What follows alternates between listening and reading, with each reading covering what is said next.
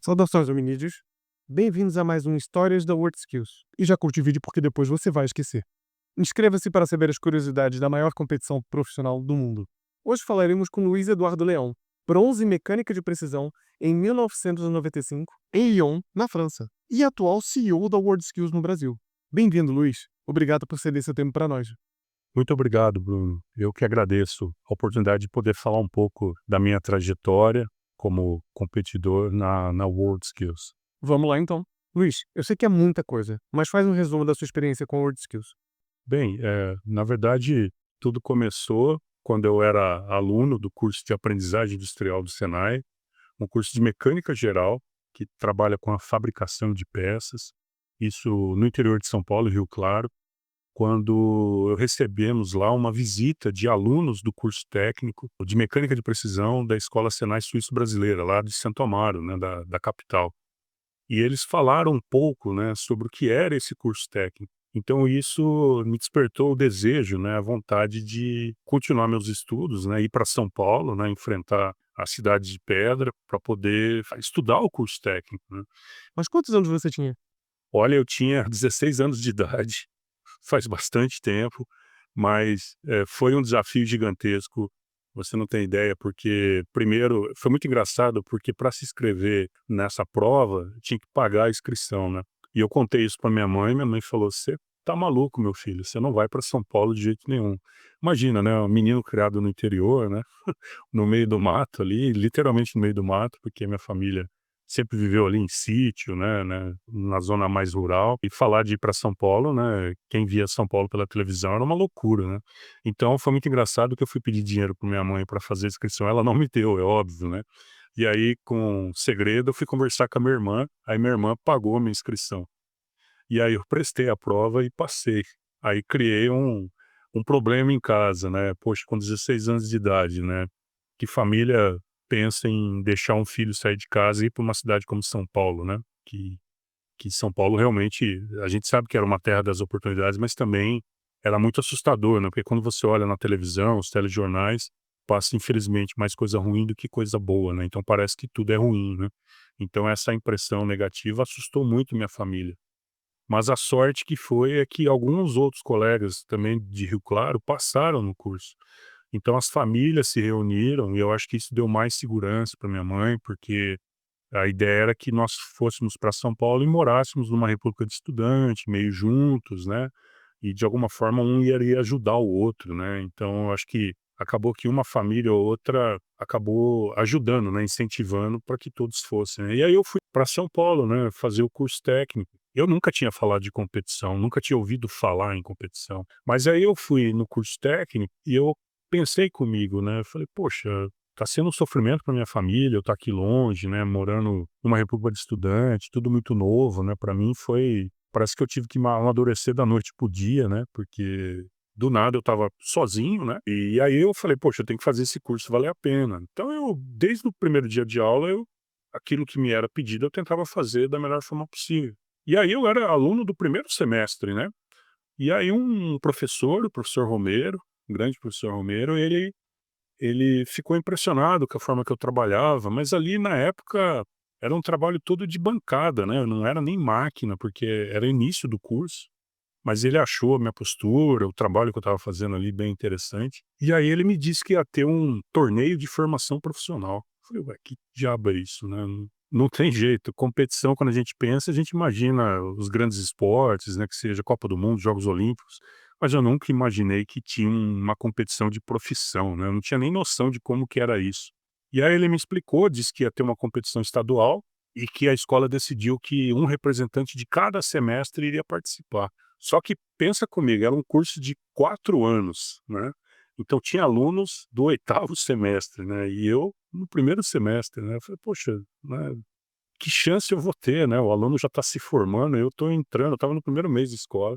E aí eu não tinha essa noção, né, então aí eu falei: "Poxa, existe essa competição". E aí coincidiu que tinha um aluno, ele estava voltando do mundial de Amsterdã, que foi realizado em 91, na Holanda. E aí a escola reuniu os alunos no auditório para esse aluno contar da experiência, né. Pô, e aí ele falou que participou de uma competição mundial de mecânica de precisão, falou que os asiáticos eram, assim, imbatíveis, né. Começou a falar do coreano, do chinês, do japonês, né, que não tinha chance, que ele tentou fazer o melhor possível dele, mas era, assim, quase impossível, né, ganhar desses caras. E aí, na minha cabeça, eu falei: "Caramba, tem uma competição estadual e tem uma mundial", né. Eu falei: "Poxa, que loucura é essa, né?". Aí eu falei: "Pô, mas será que um dia eu não posso estar lá no mundial desse?". Eu pensei, juro, eu pensei nisso, né, ouvindo ele falar. E aí a gente foi para essa competição estadual, e uma coisa, Bruno, que foi para mim talvez a decisão mais estratégica que eu tomei, porque confesso a você que tinha coisas que caíram na prova que eu não sabia, né, até porque eu estava no primeiro semestre do curso. Mas o curso de aprendizagem me ajudou, porque eu já tinha feito o curso no Senai. Então eu tinha uma noção de como fazer. Mas foi interessante, quando eu olhei para a prova, eu falo isso porque a gente ouve isso em vestibular, né, quando você vai fazer o Enem. Olha primeiro as questões mais fáceis, depois as médias, depois as mais difíceis. Você acredita? Eu fiz a mesma coisa na prova. Eu olhei para a prova e falei: "Caramba, isso aqui é quase impossível fazer, eu não tenho nem mínima ideia de como fazer. Então eu vou fazer as coisas fáceis, bem feitinho". E você acredita que deu certo? Eu falo que deu certo porque eu fiquei em segundo lugar na competição, né, e eram alunos, né, de cada semestre, então tinha, se eu não me engano, tinham 10 alunos, porque tinham alunos de um que era quase um quinto ano, né, e eu fiquei em segundo, né, na verdade. E o pessoal, foi engraçado isso, que até o pessoal veio falar: "Não, mas como assim? O aluno é do primeiro semestre, como que ele ficou em segundo, né? Isso não é possível". O pessoal parece que a gente vê hoje essa história de VAR, né? A bola entrou, não entrou, tá impedindo, então foi a mesma coisa, engraçado, né? 40 anos atrás quase, a conversa era exatamente a mesma. Mas aí, isso chamou a atenção da escola. E aí, o colega que ficou em primeiro, ele foi para a China, em 93, em Taiwan, né, participar do mundial. E aí, como eu era muito novo, tinha 16 anos, a escola me chamou e falou: "Olha, você é muito novo, eu acho que você tem o potencial de ficar aqui se preparando. A gente pensa você para ir para o Mundial em 95 na França". Ou seja, imagina, né, para um jovem de 16 anos, alguém falar para você: "Não, fica aí que daqui 4 anos alguma coisa vai acontecer", né. É muito difícil, né, ainda mais que hoje a juventude quer algo mais dinâmico, rápido, né. Como eu tinha um curso todo pela frente, eu ia ficar 4 anos na escola, né, então para mim, assim, eu falei: "Ah, tudo bem, eu vou estar aqui", né. Foi basicamente assim que eu comecei a ter contato com essa competição, né, e como isso entrou na minha vida, assim, de uma forma bem interessante.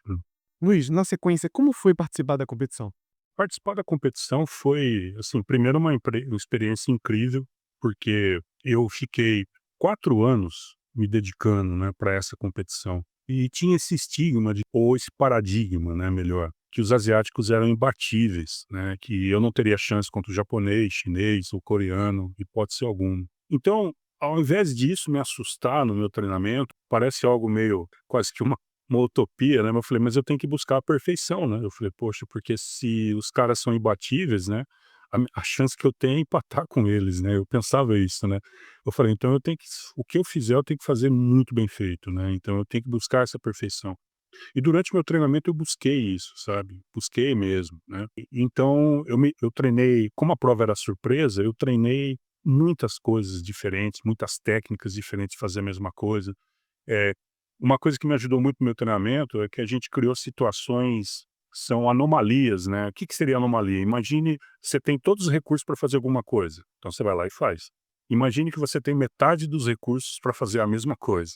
Imagine que você tem 1/3 do recurso para fazer a mesma coisa. Então eu ia criando dificuldades no meu treinamento para eu me superar. Então, eu não tenho a ferramenta ideal, mas com essa ferramenta eu consigo fazer. Eu vou gastar mais tempo, talvez não fica da mesma qualidade, mas dá para fazer certo, dá para fazer funcionar.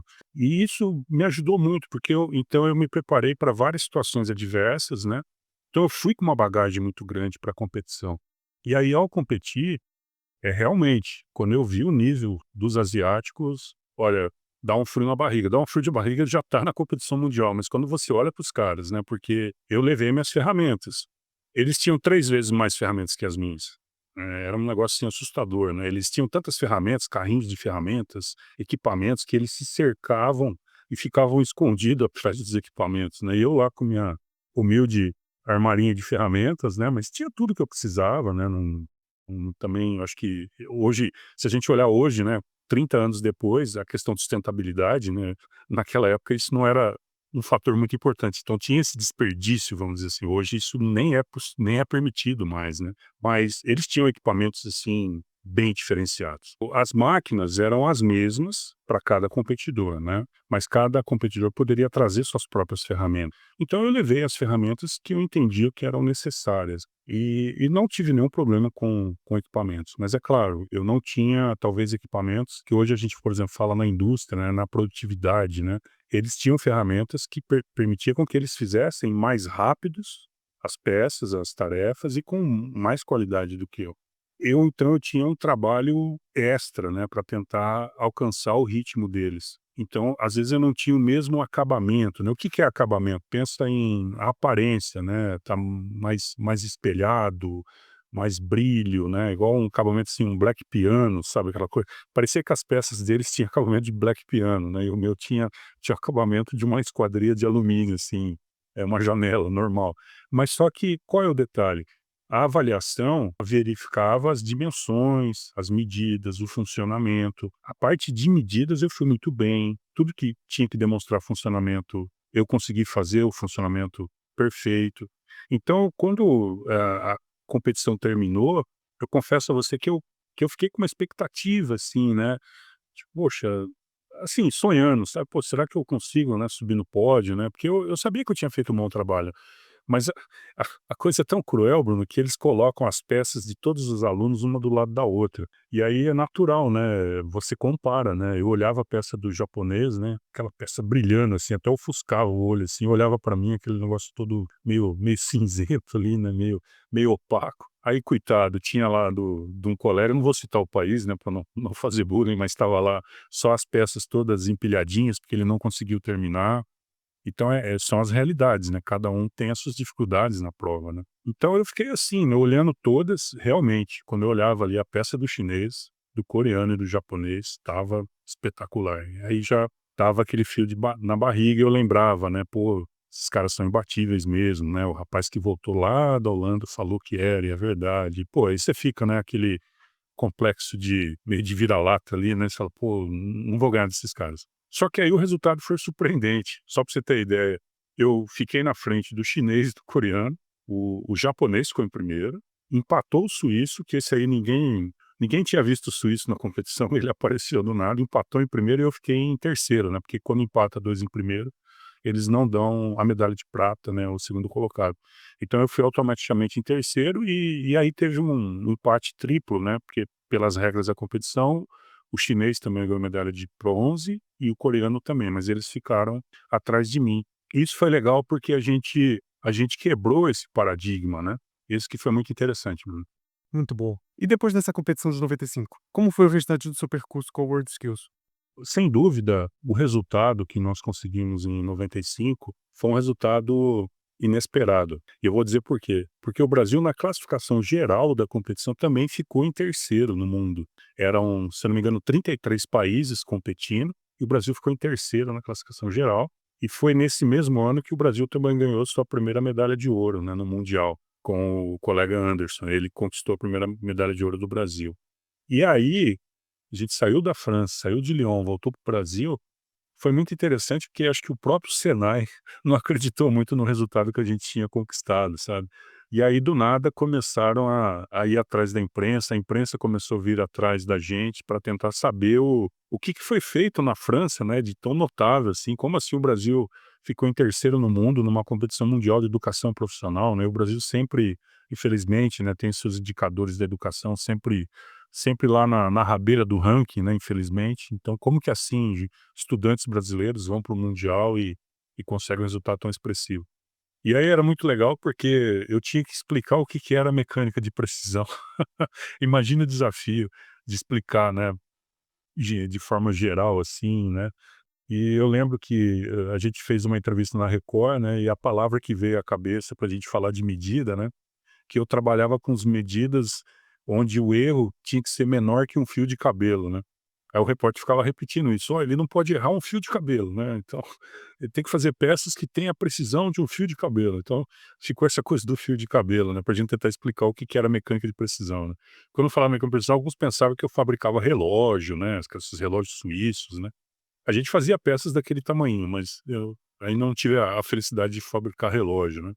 Mas aí a gente, com esse resultado, foi muito legal, porque trouxeram a gente para Brasília, a gente foi recebido pelo presidente Fernando Henrique Cardoso, e eu vou contar um episódio aqui de leitura labial, né, hoje, você sabe no futebol o pessoal até quando vai falar tampa a boca, né, mas a gente estava todo mundo ali de frente no Palácio do Planalto, apareceu o Fernando Henrique, deu para ler o lábio dele, ele falou: quem são esses moleques aí?", né, ele falou bem assim, que eu acho que o assessor não tinha ainda falado para ele quem era a gente, né, aí o assessor cochichou no ouvido dele: "Ah, Senai", né, eu consegui ler, eu estava muito perto dele, né, consegui ler, fazer leitura labial, aí ele recebeu a gente, cumprimentou, tirou foto, porque foi um resultado, assim, que na época o presidente da CNI, que acho que era o Fernando Bezerra, levou, e era o senador também, ele levou a gente no Palácio do Planalto para ser recebido pelo Fernando Henrique, né. Então foi a primeira vez que uma delegação também do Brasil era recebida por um presidente para reconhecer os resultados, né, que o Senai aí nessa época, que era só o Senai que participava nessa época,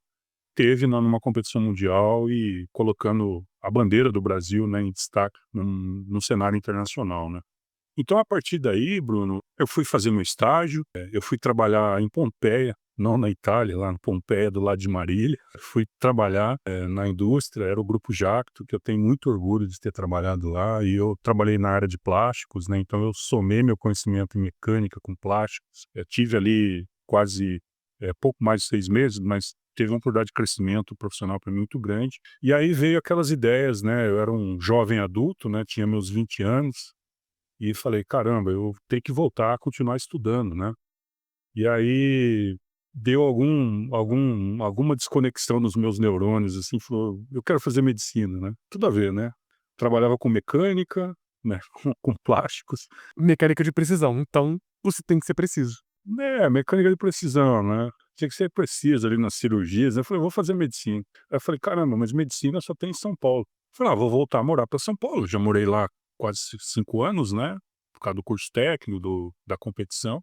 E aí eu voltei para São Paulo. Meu objetivo era fazer FUVEST, então eu comecei a fazer cursinho, e aí olha a ironia, né, eu precisava de grana, né, como todo mundo nesse planeta Terra precisa de grana.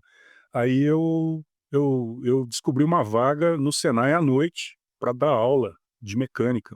Eu falei: "Caramba, eu vou entrar no Senai, vou falar baixinho, né, eu fazer um bico no Senai".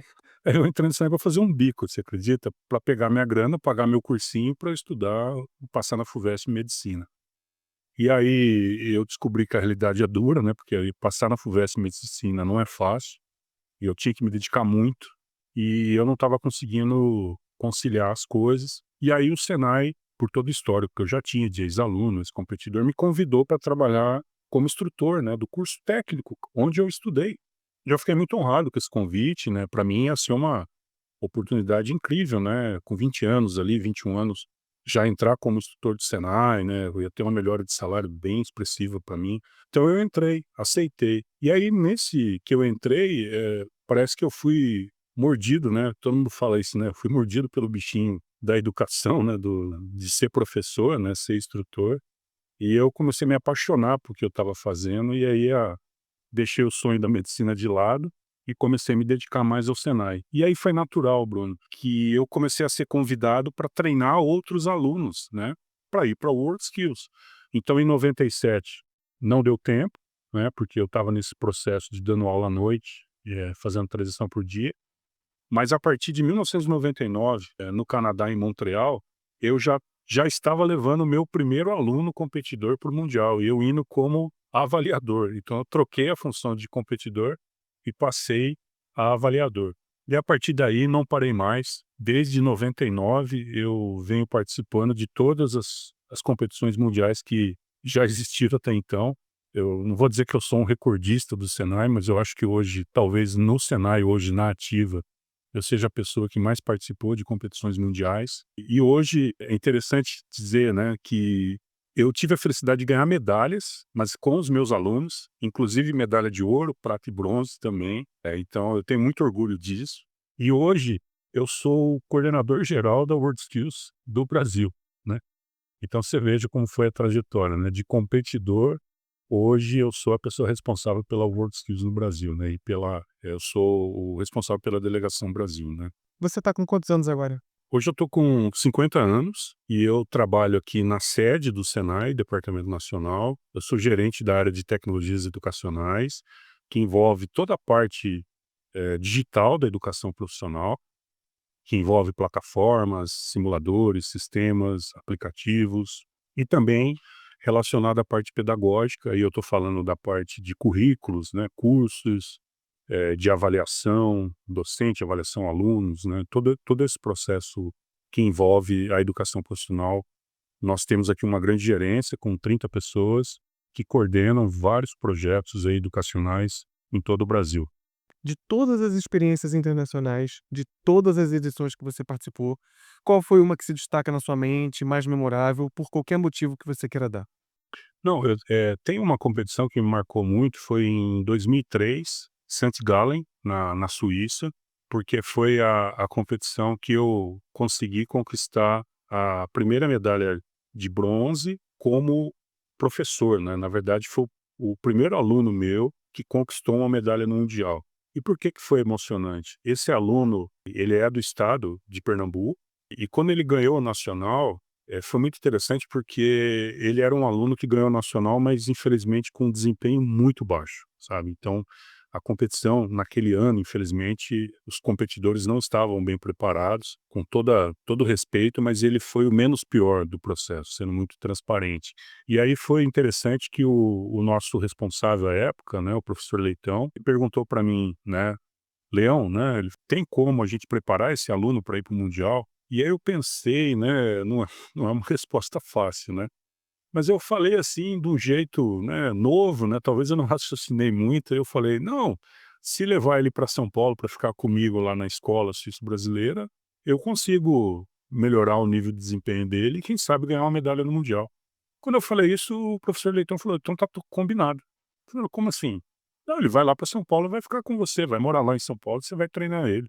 E aí marcou muito, né, porque aceitou, né, desafio, o Eduardo, ele deixou a família em Pernambuco e foi morar em São Paulo. Morou, acho que ele ficou junto, aí veio o instrutor dele junto, eles moraram, alugaram alguma casinha ou um hotel, não me lembro bem, e ele ficou comigo 6 meses na escola e eu virei ali, se tornamos grandes amigos, né, porque a gente convivia todo dia e eu ajudava ele em muitos aspectos além da escola ali, do treinamento, então a gente fez uma amizade muito forte.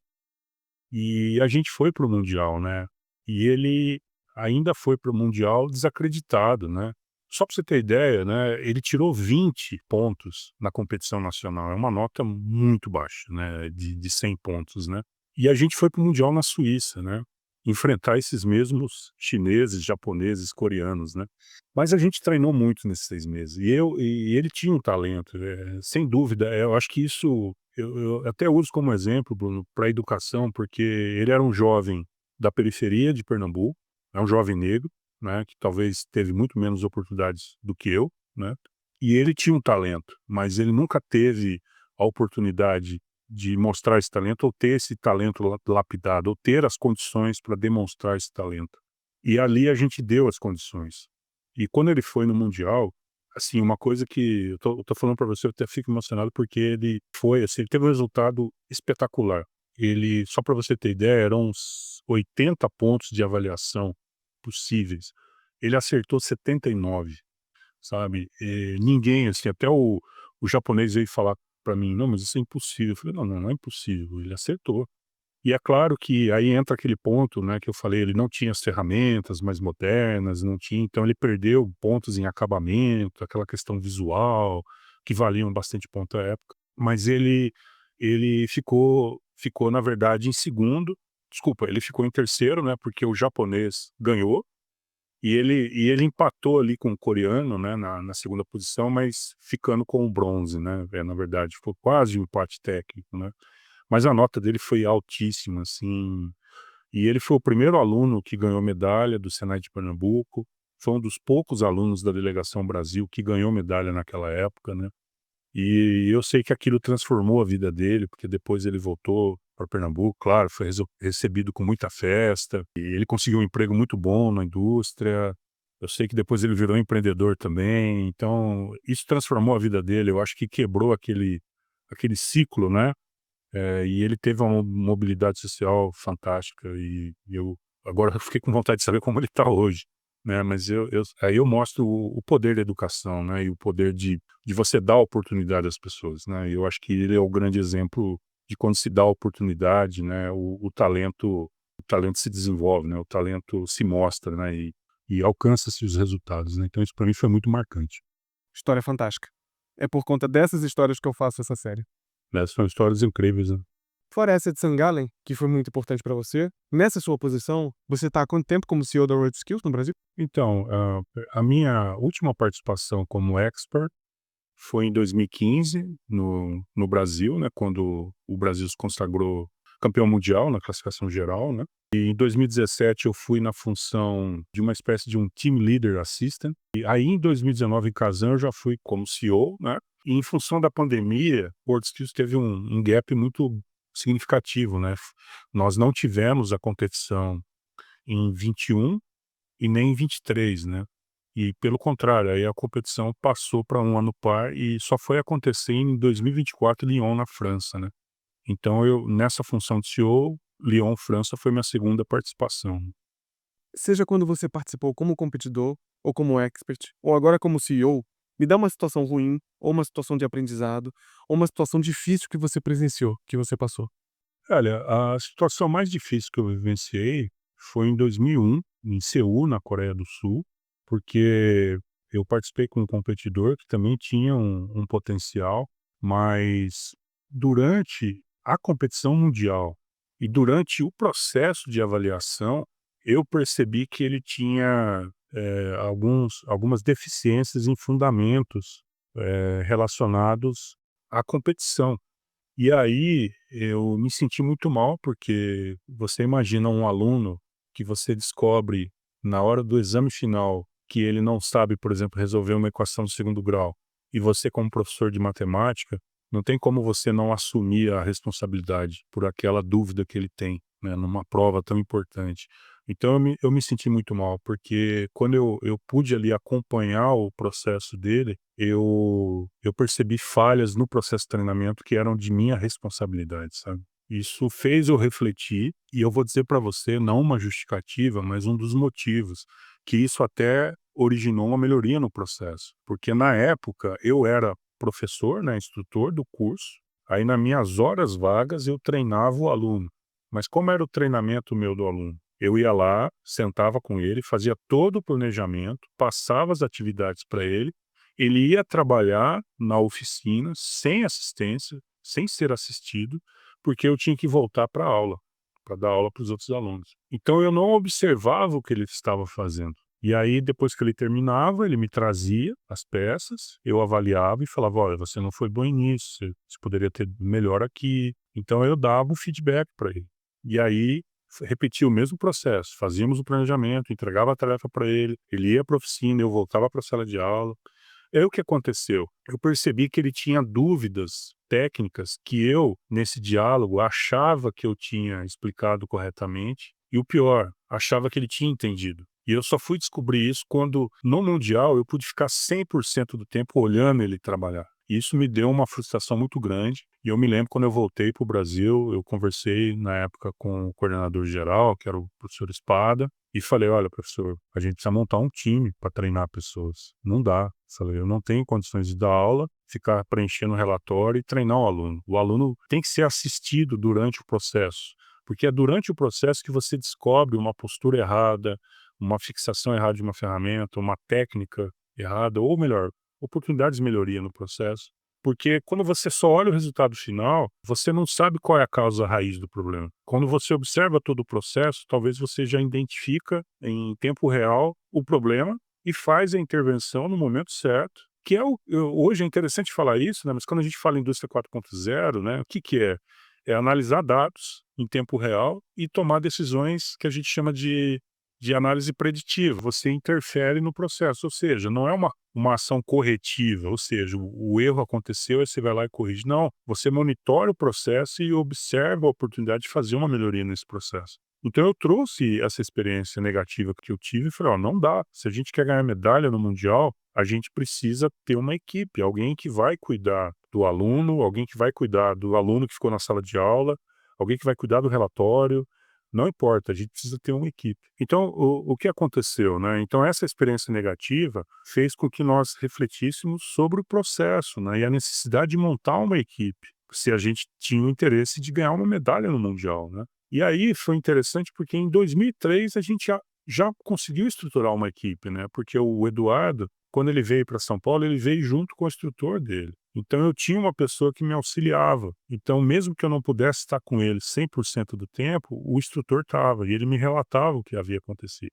Então, quando a gente analisava um problema, a gente sabia qual era a causa. Então a gente fazia uma intervenção mais correta, né, no processo. E não foi coincidência, ele ganhou medalha de bronze no Mundial, né.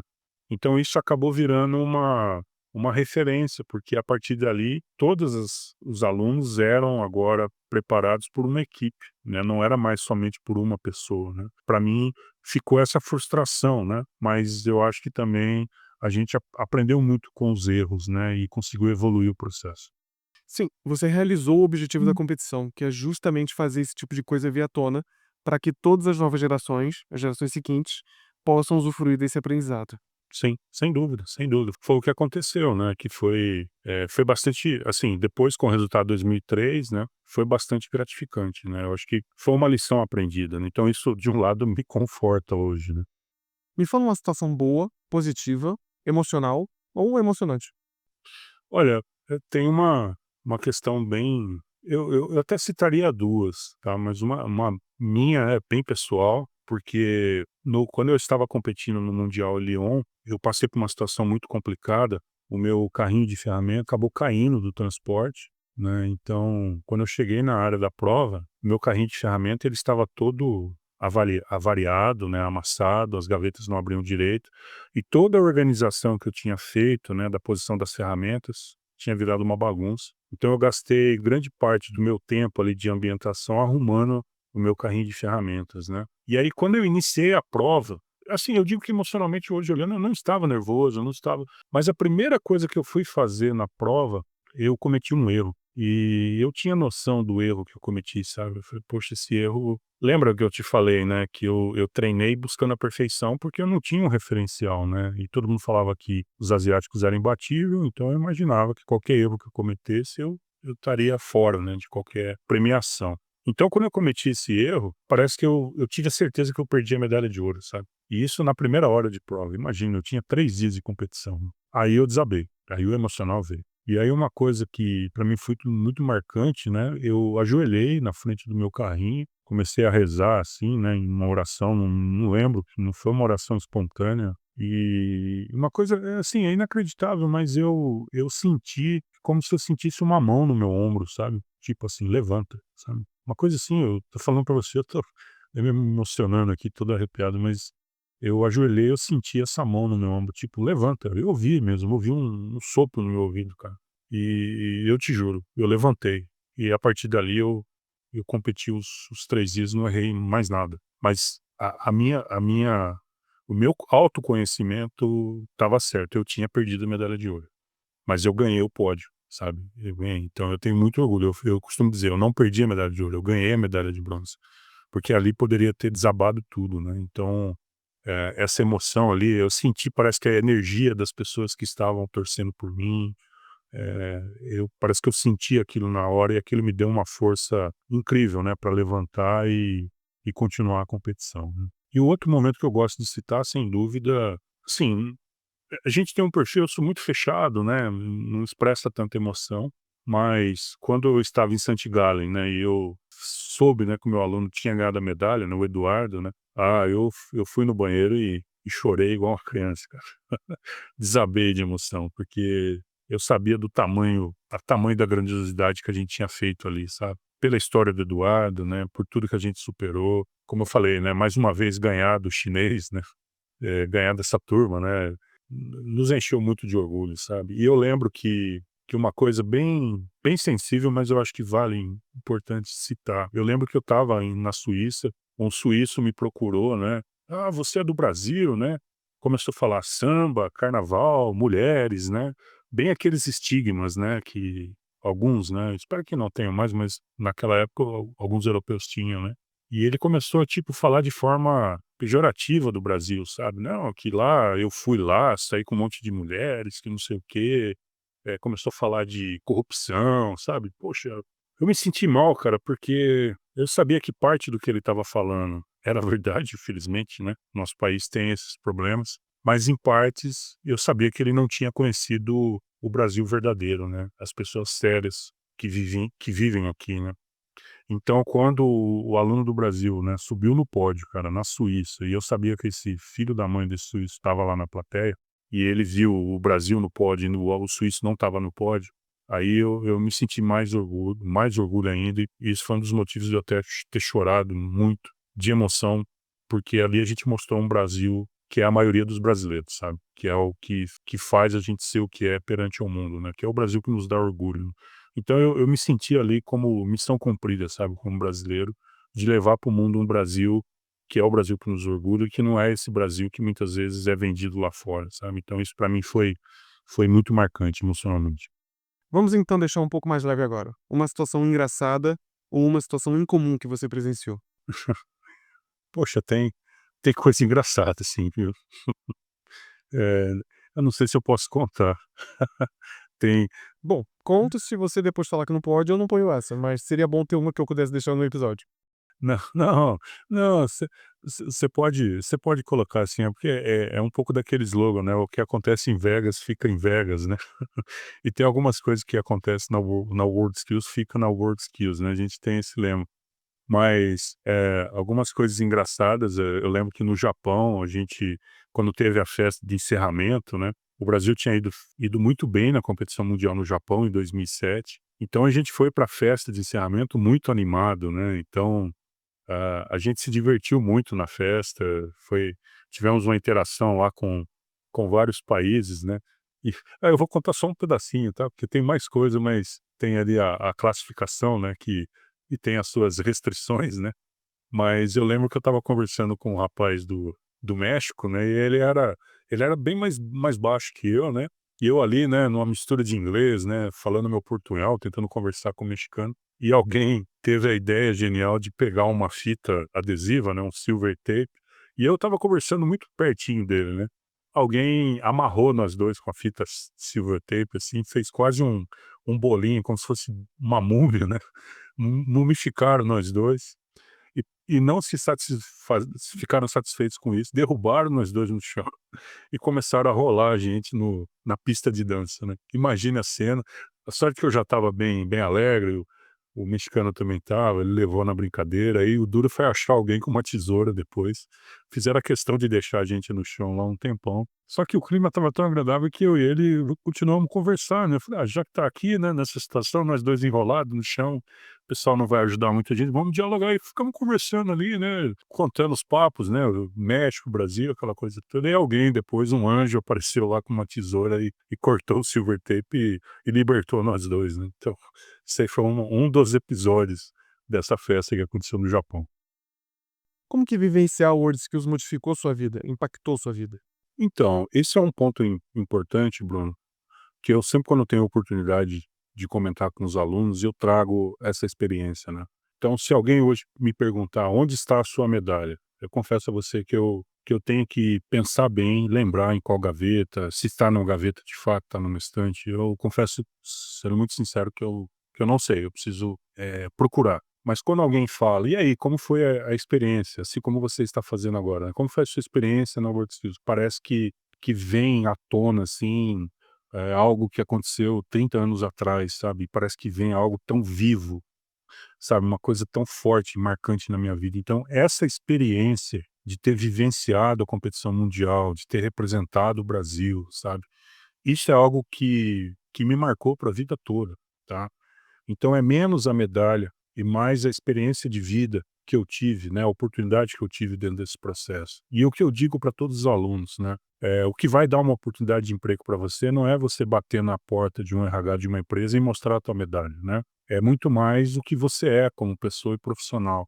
Então, se você repetir, né, toda essa dedicação que você teve para alcançar um pódio ou para estar no mundial, que já é uma grande conquista, Se você levar isso para a tua vida, com certeza você vai ter uma vida profissional de sucesso, sabe. E foi isso que eu fiz, sabe. Eu tentei me espelhar no que eu conquistei, mas me espelhar no da forma que eu atuei nesse processo e tentei trazer isso para minha vida, para tudo que eu fiz na minha vida. E hoje eu tenho muito orgulho de onde eu cheguei, da posição que eu ocupo, não só da posição, porque eu tenho certeza que eu cheguei onde eu cheguei pelos méritos que eu tive no processo, né, e é uma carreira de 30 anos, né, ano que vem eu faço 30 anos de Senai, né, eu estou nessa função hoje de gerente, mas eu estou nessa função, só para você ter ideia, vão fazer 10 anos, ou seja, eu trabalhei 20 anos como instrutor, né, especialista em educação, né, fui evoluindo etapa por etapa, amadurecendo, crescendo, né, profissionalmente, tecnicamente, até chegar nessa função, né, e tudo com muito esforço, muita dedicação, tá. Então o que eu levo, desse processo é que o esforço e a dedicação traz resultados, mas é claro, pondero que a oportunidade precisa ser dada, né. É importante que isso também aconteça, né, porque senão não tem como você mostrar a sua competência, né. Então é muito importante que as oportunidades existam, né, e que as pessoas te deem chance de mostrar a competência que você possui. Normalmente eu pergunto para os entrevistados o que você diria para quem está vivenciando a competição agora. Mas no seu caso, pelo tempo que você passou na competição, pelo tempo que você tem no processo, pela posição que você ocupa hoje, por todos os papéis que você desempenhou, se eu pudesse ser ousado e pedir para você falar o que você diria agora para o competidor, para o instrutor, para o expert e para mais alguma posição pela qual você tenha passado, eu queria que você deixasse uma palavra para esses vários papéis. Não, sem dúvida. Uma coisa que eu considero importante para o competidor é que ele faça um autoconhecimento, né? Ele tem uma autoavaliação em relação ao trabalho que ele faz, porque ele não pode só esperar que o expert sinalize para ele aquilo que ele precisa melhorar, né? Porque se ele fizer, a partir do momento que ele está fazendo o seu trabalho, desempenhando suas atividades, ele tem uma autocrítica apurada, técnica, ele mesmo pode saber o que ele precisa melhorar, aquilo que ele precisa aprofundar mais. E aí faz com que o treinamento seja muito mais produtivo e efetivo do que alguém esperando alguém te diagnosticar e te apontar aquilo que você precisa melhorar. Então é muito importante o aluno ter esse autoconhecimento e fazer muito bem essa autoavaliação. E para o expert, é fundamental que além dessa presença, né, monitorando não só o resultado do aluno, mas o processo, é muito importante que o expert monitore todo o processo de desenvolvimento ali do aluno, né, de como ele executa, realiza suas atividades, para que essa observação dê insights para ele, para justamente verificar melhorias de técnicas, né, como aprimorar mais os resultados. Mas é muito importante para o expert ter claramente os padrões de excelência, porque senão você não sabe o que você está comparando com o desempenho do aluno, né? Você não sabe se aquele desempenho está num nível bom ou num nível ainda básico, se você não tiver claramente o padrão de desempenho. Então é importante. Por que eu falo isso, Bruno? Eu já vi N situações do aluno que tinha convicção de que ele ia ganhar no Mundial e não ficou nem em pódio, nem diploma de excelência, porque ele não tinha esse autoconhecimento, essa autoavaliação. Já vi casos de expert dizendo que o aluno estava muito bem durante os simulados, tirando notas acima de 90 e chega no mundial e não tira 50.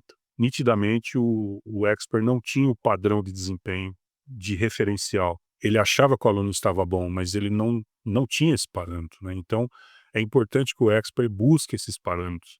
Porque se você juntar essas 2 coisas, a gente sabe de fato qual o seu nível de desempenho e o que você precisa de melhorar para chegar no mundial com chance de ganhar medalha. Porque se você não tiver essa conexão, tanto do competidor como do expert, em relação aos padrões de desempenho, em relação a esse autoconhecimento, essa autoavaliação, o resultado você não consegue fazer uma previsão, porque ele fica aleatório. Então você acha que você tem muita chance de medalha, mas quando você chega no mundial você cai numa realidade dura, né? E muitas vezes você descobre ali que você não estava tão bem preparado assim, né? Então, para o competidor e para o expert, essa sinergia é muito importante, né? Essa relação de confiança, dessa transparência do que precisa melhorar, do que está bom, do que está ruim. Isso é fundamental porque o treinamento seja produtivo e efetivo. Perfeito. Ótimos direcionamentos. Obrigado. Luiz, muito obrigado por ter dividido tudo isso com a gente. Foi um aprendizado muito grande para mim e para quem está ouvindo. Ah, Bruno, muitíssimo obrigado. Eu fico muito feliz por essa oportunidade, porque você me fez relembrar de muitas histórias, né? São mais de 30 anos envolvidos nesse processo, né? Se considerar meu tempo de aluno, são quase 40 anos, né? Então, e eu confesso que eu fiquei emocionado em alguns momentos por relembrar de coisas tão boas, tão marcantes na minha vida. Então, te agradeço a oportunidade de poder ter relembrado e poder ter compartilhado essas histórias com você e com os demais. Obrigado por chegar até o fim do episódio. Se gostou, curta, inscreva-se e a gente se vê no próximo vídeo.